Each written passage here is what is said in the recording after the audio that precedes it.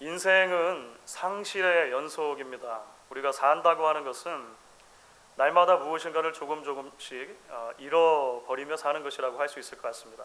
우리가 이 땅에 태어난 이상 노화와 질병을 피할 길이 없는 것 같습니다. 정말 죄송스러운 말씀인데 요즘에 이제 조금씩 저도 가까이 있는 글씨가 잘 안 보이는 시점이 이제 오게 된 것 같습니다.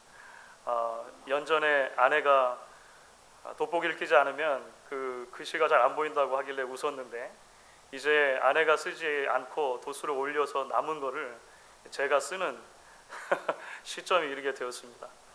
우리가 살다 보면 재화도 잃어버리는 것 같습니다. 손에 움켜진 것 같았는데 마치 물을 움켜쥔 것처럼 곧 우리 손가락 사이로 재화들이 빠져나가는 것을 종종 경험하게 됩니다. 그런가 하면 우리는 이별을 경험하게 되기도 합니다. 관계의 상실을 경험하는 것이죠.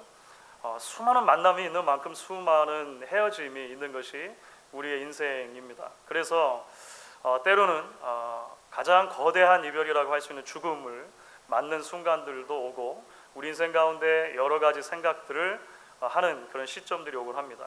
여러분, 그래서 상실의 인생의 본질이라고 했을 때 우리가 이 상실의 인생을 어떻게 이해하고 어떻게 해석할까 하는 것이 우리가 신앙의 길을 걸어가는 데 있어서도 대단히 중요한 것임을 깨닫게 됩니다. 여러분, 그런 면에서 보면 오늘 우리가 함께 읽은 말씀이 대단히 중요합니다.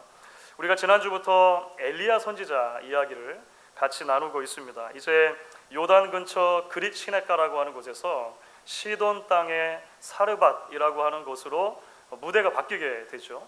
이 사르밧이라고 하는 곳에서 하나님은 엘리야 선지자를 통해서 두 가지 기적을 일으켜 주십니다.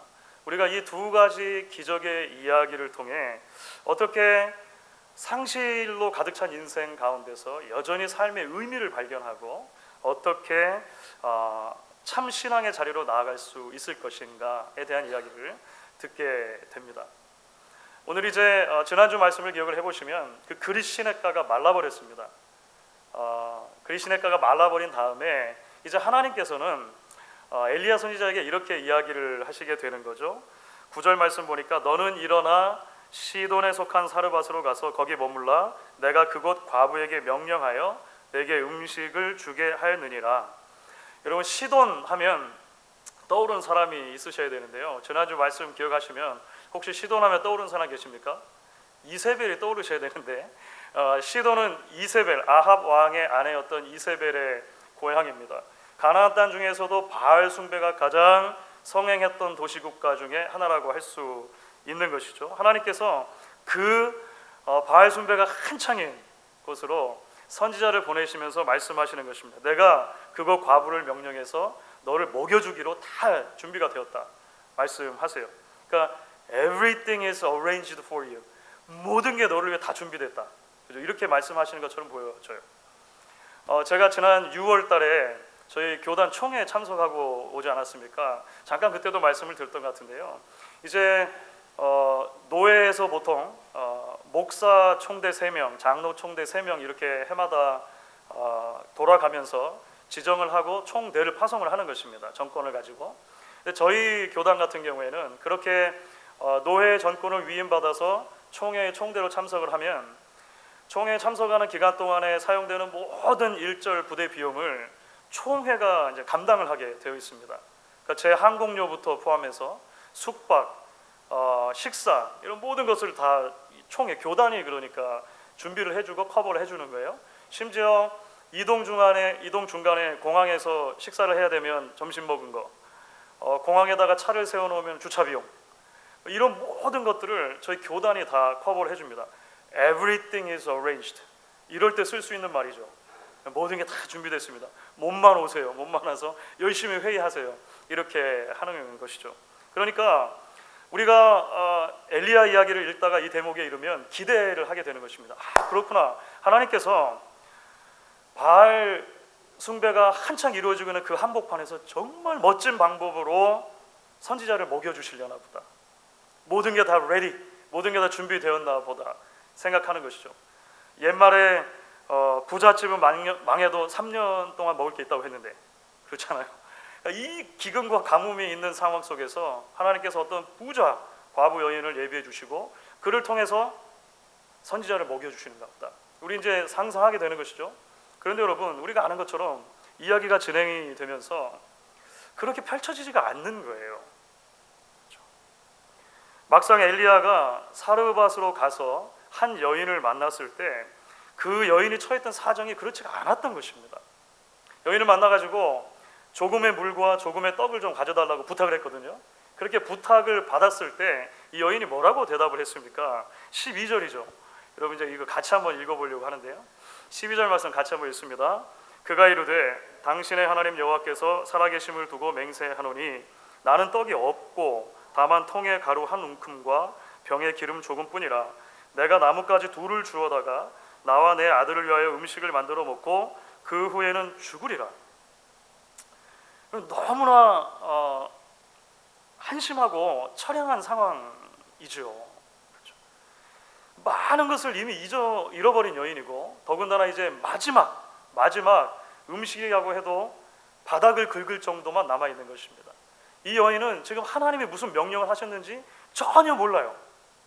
하나님께서는 everything is arranged for you.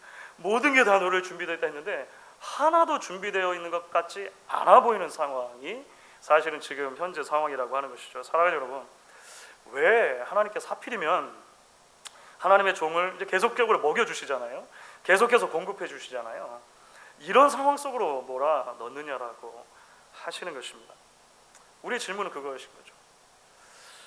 여러분, 상실이 본질인 삶을 사는 우리의 신앙 여정에 매우 중요한 가치 하나가 있음을 하나님께서는 이 이야기를 통해 가르쳐 주시고 싶은 것입니다. 사실 오늘 이야기 전체, 조금 길게 본문을 읽었습니다만 전체를 관통하는 대단히 중요한 주제가 있습니다. 그것은 무엇이냐면 믿음이라고 하는 주제입니다. 믿음. 우리는 믿음이라고 하는 주제를 너무 많이 들었습니다. 그런데요, 사실 곰곰이 생각해 보면 믿음은 그 신뢰입니다. 신뢰. 그렇죠. 신뢰라고 하는 것은 관계를 바탕으로 세워지는 것입니다. 그렇죠. 왜 이야기를 드리냐면 바알 종교와 여호와 신앙을 구분짓는 차이점이 바로 여기 있기 때문에 그렇습니다. 바알 종교의 테두리 아래서는요, 신은 신뢰의 대상이라고 할 수는 없습니다. 왜냐하면 인격적인 관계를 중심으로 이루어지는 종교 시스템이 아니기 때문에 그래요. 물론 바알 종교에도 제사가 있고 기도가 있고 숭배, 예배가 있습니다. 그런데 이 모든 것들은 개인적인 관계, 신과의 관계 속에서 이루어지는 것이 아니라 일종의 주술에 가깝습니다. 주술에 가까워요. 그러니까 제사나 기도나 숭배 의식 모두가 신을 내가 원하는 대로 움직여서 내가 원하는 것을 받아내려고 하는 것을 기점으로 하는 주술적인 요소에 가깝다는 거예요. 우리가 이제 다음 주에 아주 자세히 살펴볼 거예요. 다음 주에 갈멜산 이야기 있지 않습니까? 갈멜산 이야기에서 이 부분이 아주 도드라지게 나타납니다. 여호와 하나님을 섬기는 신앙은 어떨까요? 여호와 하나님을 섬기는 신앙은 본질적으로 바알 신앙과 여기서부터 다른 것입니다. 하나님은 인격적인 신이기 때문에 그래요. 인격적인 하나님께서는 당신의 백성과 인격적인 관계를 맺기 원하십니다. 그리고 관계 위에서 함께 신앙의 순례길을 걸어가기를 원하신다는 것이죠. 그리고 관계라고 이야기하면 가장 중요한 두 가지 요소가 있습니다. 사랑과 신뢰입니다. 사랑과 신뢰. 나를 사랑하시는 하나님, 나에게 개인적으로 관심을 가지고 계시는 그 하나님을 나도 사랑하는 것. 그 하나님이 내 인생 가운데 구세주이시고 공급자이시고 구주라고 하는 것을 고백하고 신뢰하는 것. 이 사랑과 신뢰 가운데 하나님께서는 상실로 가득 찬 우리 인생 가운데 진정한 삶의 의미가 어디 있는지를 가르쳐주기 원하시는 거예요. 하나님과 동행하면서 하나님의 채우심을 경험하는 삶의 비밀을 배우도록 하신다라고 하는 것입니다. 여러분, 그래서 오늘 말씀을 보시면 하나님은 먼저 엘리야 선지자에게 그리고 나서 과부 여인에게 어떻게 이런 믿음으로 사는 기적을 체험할 수 있는가라고 하는 것을 가르쳐 주십니다. 여러분, 이야기가 진행되면서 이야기가 어떻게 펼쳐집니까? 놀랍게도 이 믿음과 관련된 첫 번째 시험에서 선지자도 그렇고 여인도 그렇고 통과를 합니다. 이게 무슨 말이냐면 이런 거예요. 하나님께서 내가 다 모든 걸 준비해놨다라고 말씀하신 것과 여인을 만나서 처음 들었던 말, 우리는 지금 바닥을 긁고 있습니다, 먹을 게 하나도 없습니다 라고 하는 말 사이에 간격이 있습니까 없습니까? 어마어마한 간격이 있죠. 하나님의 말씀과 현실 사이에 큰 간격이 있는 것입니다. 그런데 그 말을 듣고 선지자는 여인에게 이렇게 이야기를 하죠. 두려워하지 말라. 가서 떡을 만들어서 먼저 나에게 주고 그리고 당신과 당신의 아들을 위해서 만들어 먹으라. 여인이 이 말을 듣고 어떤 생각을 했을까요? 저 같으면 그랬을 것 같아요. 아니 지금 장난하십니까? 제가 방금 말했잖아요. 이게 마지막이라니까요. 마지막. 이거로 당신한테 뭔가를 만들어주고 나면 아무것도 남는 게 없다니까요. 저 같으면 그렇게 이야기할 것 같아요. 마음에 담아뒀겠죠 여인이. 그런데 계속해서 엘리야가 말하는 거예요. 엘리야는 뭐라고 말하냐면 이어서 이렇게 말합니다. 14절입니다. 14절 말씀 여러분 같이 한번 읽어볼게요. 같이 읽습니다. 이스라엘의 하나님 여호와의 말씀이 나 여호와가 비를 지면에 내리는 날까지 그 통에 가루가 떨어지지 아니하고 그 병에 기름이 없어지지 아니하리라 하셨느니라. 여러분 아마도 이 예언의 말씀은 그 이전에 직접 등장하진 않지만 하나님께서 엘리야 선지자를 사르밧으로 보내면서 말씀을 미리 하신 것 같아요. 그렇죠? 전해주신 것 같아요. 분명히 말씀드렸던 것처럼 엘리야가 하나님께 받은 말씀과 현실 사이에는 큰 간격이 있었습니다. 그런데 엘리야 선지자는 이 말씀을 신뢰한 것이죠. 신뢰하기로 결단한 것이죠. 그리고 여인에게 이 말씀을 전한 것입니다. 지금 현실이 이렇지만 하나님께서 채워주십니다 라고 이야기를 한 거예요. 놀랍게도 여인이 이 말씀에 반응을 하는데 어떻게 반응을 했냐면 믿음으로 반응을 했어요. 그렇죠? 그 말대로 하여 가서 남은 거 마지막이잖아요. 그리고 떡을 만들어다가 선지자에 갖다 줍니다. 여러분 이야기가 어떻게 진행됩니까? 어떤 일이 일어났습니까? 놀랍게도 하나님이 약속하신 대로 통의 가루가 끊어지지 아니하고 병의 기름이 끊어지지 않는 일을 경험하게 됐다는 것입니다. 놀랍죠? 물론 우리는 어떤 방식으로 하나님께서 이 기적을 일으켜 주셨는지 정확하게는 알 수가 없습니다. 상상을 해보면 하나님께서 매일매일 조금씩 그렇죠? 매일매일 예를 들어서 통에 가루, 병에 기름을 채워주셨을 가능성이 있습니다. 또 하나는 한 번에 한 통씩 채워주시는 거예요. 그리고 다 먹고 나면 또 채우시고 정확하게 모르겠어요. 그렇죠? 성경에 말하지 않으니까. 그런데 여러분 알 수 있는 건 하나 있습니다. 하나님의 방법은 뭐냐면 통을 수백 개 수천 개로 불려주시거나 병을 수백 개 수천 개로 불려주시는 것이 아니라는 거예요. 하나님의 방법은 그 통을 채워주시고 그 병을 채워주시는 거예요. 그래서 선지자에게도 마찬가지고 이 여인에게도 마찬가지고 그 통과 그 병을 매일 아침 여는 행위는 곧 믿음의 행위인 것입니다. 그렇죠? 하나님이 오늘도 우리에게 먹을 것을 공급해 주신다라고 믿고 그 통을 열어야 되는 거예요. 매일매일 담겨 있는 것을 보며 감사하고 사는 것이죠. 바알이 아니라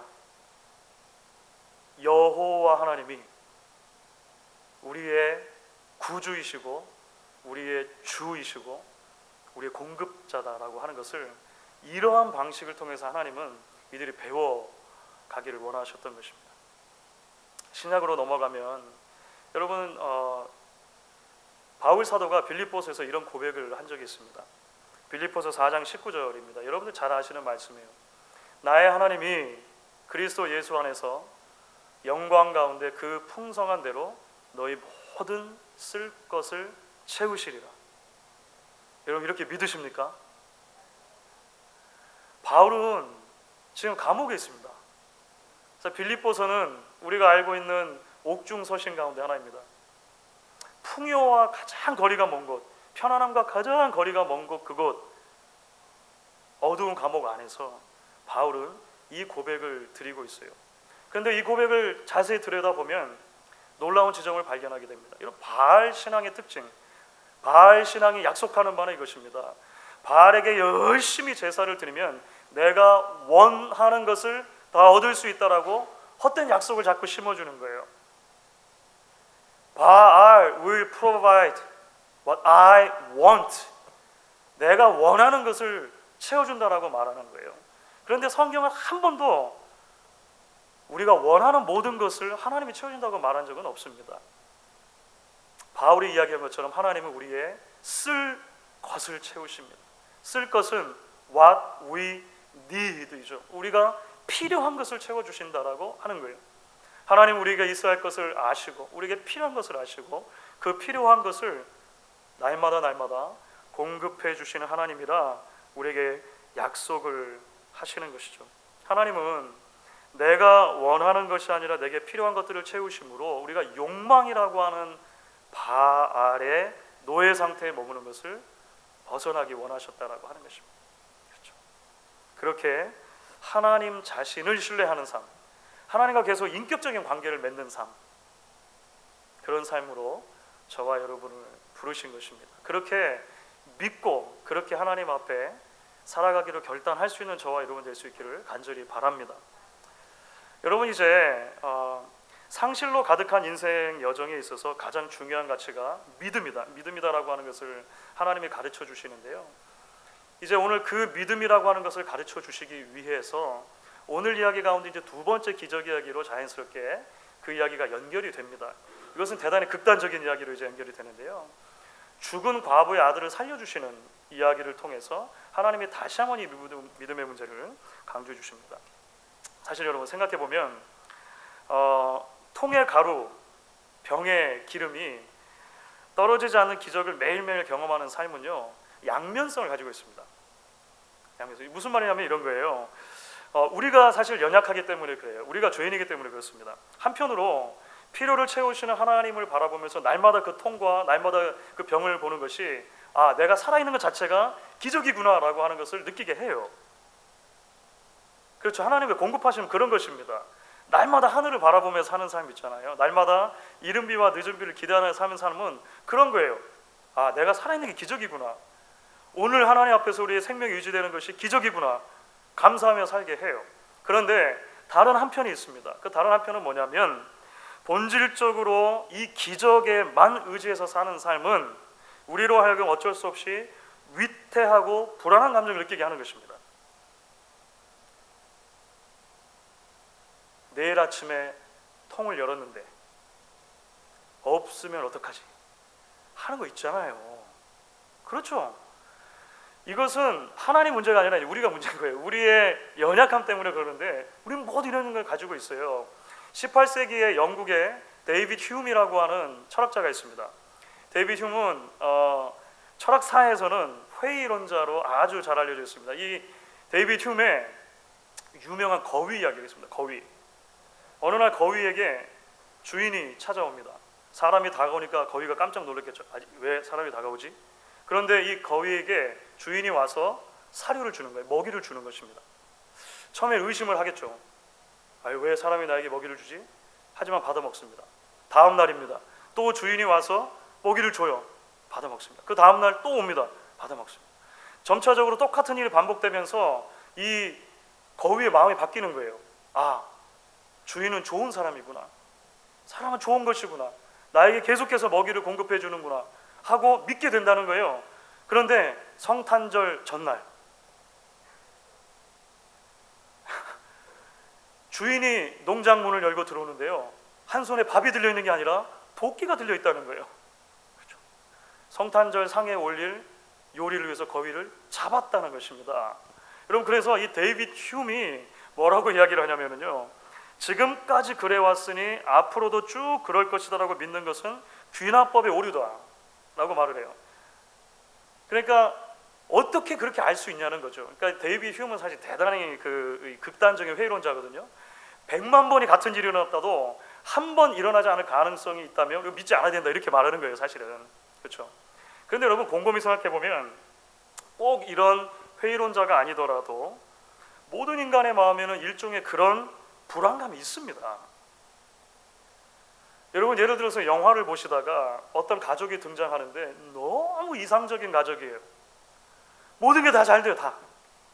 그러면 영화를 보면서 마음속에 어떤 생각이 막 올라오지 않으세요? 아유, 불안한데? 아유, 저만 그렇습니까? 아유, 불안한데? 이런 생각이 자꾸 와요. 너무 완전하니까, 너무 좋으니까. Too good to be true. 너무 좋으니까. 아니나 다를까 거의 대부분의 영화들은 생기죠.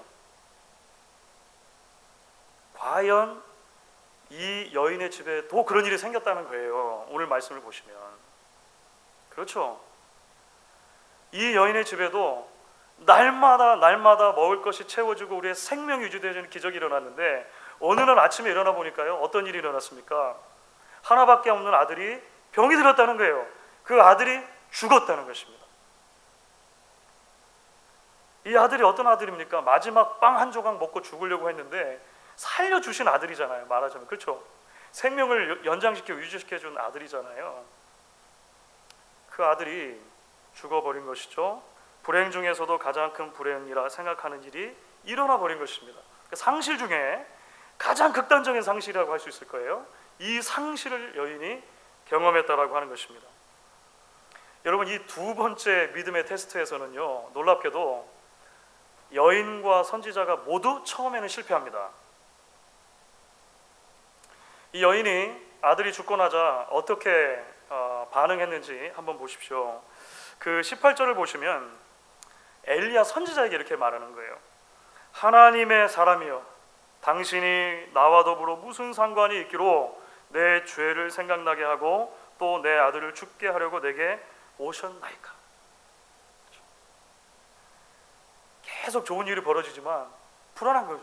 그 불안함이 증폭되다가 아들이 죽는 사건을 통해서 이제 절망으로 바뀌고 표출되었던 것이 그대로 전해집니다. 여인이 엘리야를 원망하니까 놀랍게도 여러분 오늘 말씀을 보시면 엘리야도 하나님을 원망합니다. 20절 말씀이에요. 20절 말씀 여러분 같이 한번 읽어볼 텐데요. 20절 있습니다. 여호와께 부르짖어 이르되 내 하나님 여호와여, 주께서 또 내가 우고하는 집 과부에게 재앙을 내리사 그 아들이 죽게 하셨나이까 하고, 엘리야도 마음이 아픈 거예요. 머리와 마음으로 이해가 되지 않은 상황이 벌어졌기 때문에 그렇습니다. 아니 기껏 하나님 나를 여기서 보내셔서 이것 보게 하시려고 이렇게 하셨습니까? 얘기한 거죠. 그런데 여러분, 오늘 말씀이 계속 진행되는데 아주 놀라운 일이 일어납니다. 엘리야가 이렇게 하나님 앞에 이야기한 다음에 어떻게 하냐면, 그럼에도 불구하고 하나님 앞에 아이를 살려달라고 기도합니다. 이런 게 뭘까요? 머리로 아직 받아들이지 못하겠어요. 가슴으로 다 이해를 못하겠어요. 하지만 의지는 발동할 수 있죠. 그래서 의지를 발동한 거예요. 의지를. 내가 그래도 하나님 앞에 기도해야겠는데, 선지자인데. 그렇죠. 하나님 살려주십시오. 간절하게 하나님 앞에 기도를 해요. 믿음에는 여러분 이 의지적인 측면도 있는 거예요. 놀랍게도 의지를 발동해서 믿음을 끌어올려가지고 그렇죠, 하나님 앞에 기도했을 때 어떤 일이 일어납니까? 놀랍게도 하나님께서 기도를 들어주십니다. 생명이 돌아옵니다. 아이가 일어났습니다. 그 아이를 데리고 어머니에게 가죠. 어머니에게 전해줬을 때 사실은 이제 오늘 전체 본문에 요절과 같은 말씀인데요, 여인의 고백이 등장합니다. 여인의 고백은 이런 것입니다. 24절입니다. 여러분 같이 한번 읽어볼게요. 같이 읽습니다. 여인이 엘리야에게 이르되 내가 이제야 당신은 하나님의 사람이시오, 당신의 입에 있는 여호와의 말씀이 진실한 줄 아노라 하니라. 이게 뭡니까? 여인의 입장에서는요, 믿음이 성장한 거예요. 여인에게 이전에도 믿음이 있었습니다. 믿음이 처음에 생겼잖아요. 그렇죠. 바닥을 긁는 상황에서 선지자의 말을 듣고 믿었어요. 그리고 떡을 만들어다가 선지자에게 가져다 주었습니다. 매일 아침 통을 열고 병을 들면서 믿음을 발동했어요. 보았습니다. 그런데 말씀드린 것처럼 가장 극단적인 상실, 가장 거대한 이별을 경험했을 때 그 믿음의 바닥이 일단 드러난 것이죠. 한번 믿음이 바닥을 친 것입니다. 그런데 하나님께서 놀라운 기적을 일으켜 주셨을 때 그 믿음이 이제 한 계단 성장하게 됩니다. 내가 이제야 하나님의 말씀이 믿을 만한 것인 줄로 알겠습니다. 고백을 하는 것입니다. 고대 인도에 고따미라고 하는 이름의 여인이 있었어요. 고따미 여인이 있었습니다. 결혼 생활이 대단히 어려웠습니다. 그런데 그 어려운 결혼 생활 가운데 19살이 아들을 갖게 됐어요. 그래서 어려운 결혼 생활 가운데 유일한 소망, 위로가 생긴 것이죠. 아들을 바라보는 게 이 고따미라고 하는 여인의 유일한 소망이 되었습니다. 위로가 되었습니다. 그런데 무렵에 병에 들게 됩니다. 그리고 아이가 죽었어요. 엄마 마음이 너무나 아팠겠죠. 아이를 들쳐업고 온 마을을 돌아다니면서 아이를 살려줄 약을 구하게 됩니다. 그런데 죽은 아이를 살릴 약이 어디 있겠습니까? 어느 집에도 그런 약이 없어요. 그러다 한 지혜로운 사람 만나죠. 그 지혜로운 사람이 고따미에게 이렇게 이야기를 합니다.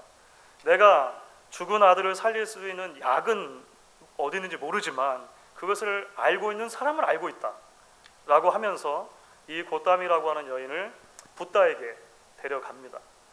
그 붓다가 이렇게 이야기를 해요. 아이를 살릴 방법이 있다. 겨자씨를 구해오면 된다. 그런데 그 겨자씨는 그 집에서 아직 한 번도 사람이 죽지 않은 그 집에서 겨자씨를 구해오면 그걸 먹이면 살 수 있다. 죽은 아이를 등에 들쳐업고 고따미가 하루 종일 이제 마을을 헤매기 시작합니다. 집집마다 문을 두드리는 것이죠. 그런데 집마다 겨자씨는 다 있어요. 인도에는 흔한 것이니까. 그런데 그 어느 집도 사람이 죽지 않은 집이 없는 거예요. 이 집으로 저 집으로 날이 이제 저물도록 돌아다니다가 결국은 어둠컴컴해지는 황혼역에 고따미가 아주 큰 것을 깨닫게 됩니다. 나만 상실을 경험한 게 아니구나. 내 아이만 죽은 것이 아니구나. 어느 가정이라도 이 죽음이라고 하는 상실을 경험하지 않은 곳이 없구나 하고 깨닫게 됐어요. 그래서 그 아이를, 죽은 아이를 이제 동네 시체 소각터로 데리고 갑니다. 거기다 내려놓고 붓다에게 가죠. 붓다가 묻습니다. 겨자씨를 가지고 왔느냐? 아닙니다. 못 가져왔습니다. 하지만 내가 중요한 것을 깨달았습니다.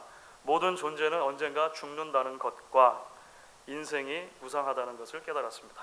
이렇게 하고 그 이야기에서 이제 고따미는 비구니가 됩니다. 출가를 해요. 됩니다. 그럼 어떻게 보면 엘리야 선지자의 이야기, 특히 죽은 아들을 살리는 이야기하고 기본적인 구조가 대단히 비슷하죠. 성경에 나오는 모든 죽은 사람을 살리는 이야기하고 사실 기본적인 구조가 굉장히 비슷합니다. 심지어 우리 그 이야기에도 감동적인 부분이 있습니다.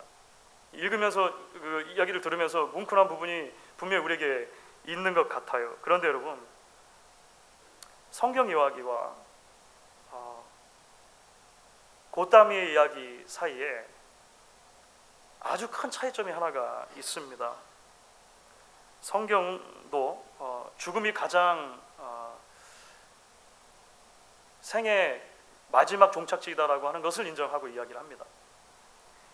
인생이 맞이하게 될 최후의 종착점, 죽음이다. 성경도 이야기를 해요. 그런데 놀랍게도 여러분, 성경은 거기서 끝나지가 않는다는 것입니다. 그렇죠? 성경을 한 번도 모든 존재는 다 죽으니까, 그래서 인생은 무상한 것이고 그러므로 모든 것들을 그냥 받아들이는 것이 지혜다라고 한 번도 이야기하지 않는다는 것입니다. 성경은 죽음을 넘어서는 생명이 있다라고 하는 것을 우리에게 이야기를 해요. 죽음을 넘어서는 생명, 삶과 죽음이 전부 다 하나님의 통치 아래 있다라고 하는 것을 이야기하는 것입니다. 바알 신앙에서는 말씀드렸던 것처럼 기근이 있는 상태를 어떻게 이해한다고요? 신이 죽은 상태로 이해하는 것입니다. 바알이 죽어 있는 상태, 건기 동안. 하지만 성경은 그렇게 이야기하지 않는다는 것입니다. 그래서 여러분, 성경 안에는요, 죽음으로 끝나지 않는 수많은 개별적인 삶의 이야기들이 가득 차 있습니다. 오늘 엘리야의 이야기가 그렇죠. 예수님께서는요, 회당장 야이로의 딸을 살리셨습니다. 예수님께서는 나인성 과부의 아들을 살리시기도 하셨습니다. 나사로를 살리기도 하셨습니다. 베드로 사도는 다비다라고 하는 여인을 살린 이야기가 사도행전에 나와요. 사도 바울도 죽은 사람을 살린 적이 있는데요, 유두고라고 하는 청년이죠. 청년을 살려준 이야기가 나옵니다. 물론 예수님의 부활도 있습니다.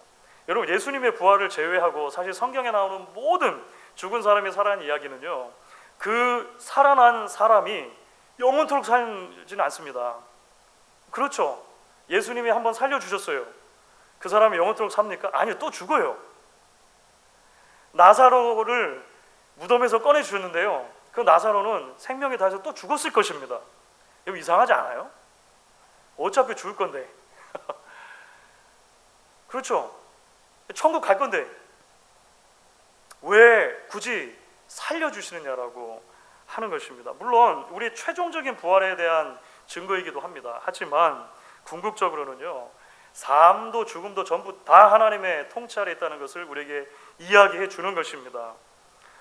불교에서는 죽음을 보편화시킴으로써 상실의 문제를 해결할 수 있다고 생각하는 거예요. 죽음이 제너럴라이즈 되는 것입니다. 모두가 죽는다. 그러므로 이것은 염려할 것이 아니다. 받아들이면 된다. 라고 말함으로 끝나는 것입니다. 하지만 성경은 그렇게 접근하지 않아요. 성경은 죽음의 문제도 개별화되게 우리에게 접근해 옵니다. 퍼스널라이즈 시키는 거예요. 한 사람 한 사람의 삶이 소중한 것처럼 한 사람 한 사람의 죽음이 소중하고 한 사람 한 사람에게 약속된 하나님의 생명이 있다는 것을 이야기해 주는 거예요.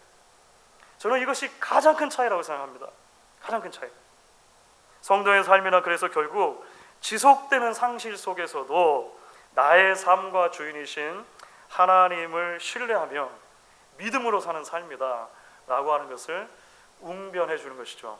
여러분, 그래서 우리가 지금 9월달 들어서 묵상하고 있는 고린도후서 말씀인데요, 고린도후서 1장 8절과 9절은 그런 종류의 믿음에 대한 바울의 고백입니다.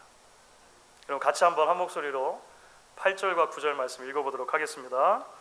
형제들아, 우리가 아시아에서 당한 환난을 너희가 모르기를 원하지 아니하노니 힘에 겹도록 심한 고난을 당하여 사해 소망까지 끊어지고 우리는 우리 자신이 사형 선고를 받은 줄 알았으니 이는 우리로 자기를 의지하지 말고 오직 죽은 자를 다시 살리시는 하나님만 의지하게 하심이라. 이것이 바울의 고백이었습니다. 수많은 환난과 수많은 고난 가운데서 죽은 자를 다시 살리는 하나님을 믿는 법을 나는 배웠다는 거예요. 말씀을 마무리하도록 하겠습니다. 어떤 분이 이런 말을 했습니다. 믿음과 두려움은 모두 당신이 볼 수 없는 것에 대한 확신을 요구한다. 선택은 당신에게 달렸다. Faith and fear both demand you believe in something you cannot see. 그렇죠. 생각해보면 그렇죠. 믿음도 그렇고 두려움도 그렇고 아직 이루어지지 않은 것, 안 보이는 것에 대해서 뭔가 believe, 신뢰하도록, 확신하도록 만든다는 거예요. 그래서 우리 선택해야 된다라고 이야기를 합니다. 사랑하는 여러분, 우리의 삶과 죽음 모두 주인이신 하나님, 우리의 필요를 날마다 채우기에 부족함이 없으신 하나님, 그 하나님을 신뢰하며 날마다 순종과 결단의 삶을 살기로 주 앞에 고백할 수 있는 저와 여러분 될 수 있기를 주의 이름으로 축원하겠습니다. 우리 같이 한번 찬양하도록 하겠습니다.